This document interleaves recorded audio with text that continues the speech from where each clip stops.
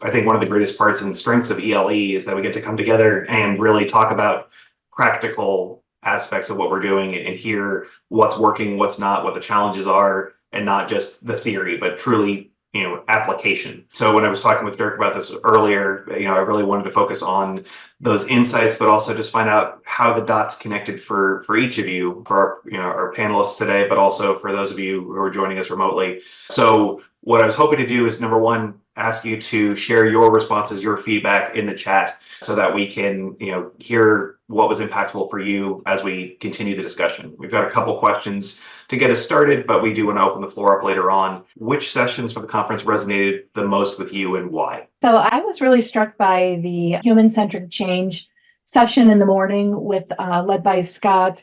I thought it was just fascinating that he helped those of us that are not technology experts understand how the wisdom of the crowd is kind of represented, and the way that we can work with others kind of represents the similar process that's going on with machine learning. And my key takeaway from that was to not forget about the wisdom of our crowd as we start working more with AI, to not lose that element of coming together with other people that we work with and sharing ideas. What was that moment that really hit you hard during the conference? Kevin he responded to Iris's presentation. I just thought that the way that she started off her presentation was really, really powerful.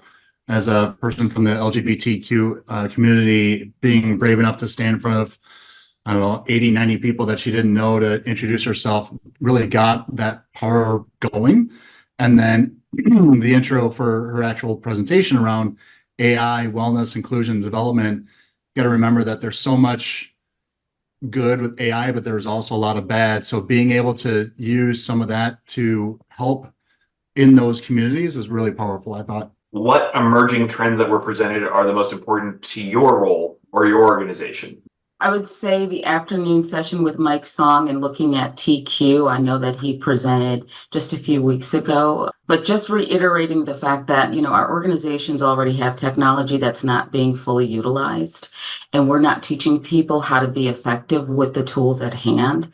And so not only do we have to focus in on expertise and emotional intelligence, but we also need to layer that with technology in order for our team members to be successful in their roles. What's your takeaway on becoming more change ready and creating a culture that's a little bit more sustainable when it comes to change readiness? The aha moments, the CLO, DEI panel, and that's where we kind of touched on it. It's a matter of how are we communicating?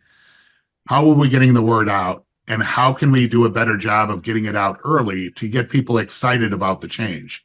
So a lot of organizations just kind of say, surprised, here's your new product, here's your new policy, here's your new, DEI initiative.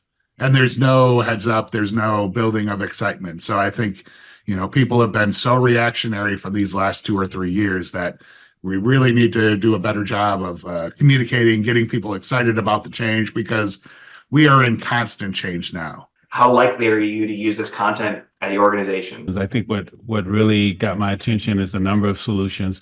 For example, a structural design platform that Mike presented that can reduce up to 90% of the effort. I think that was amazing. I'd like to see more about that.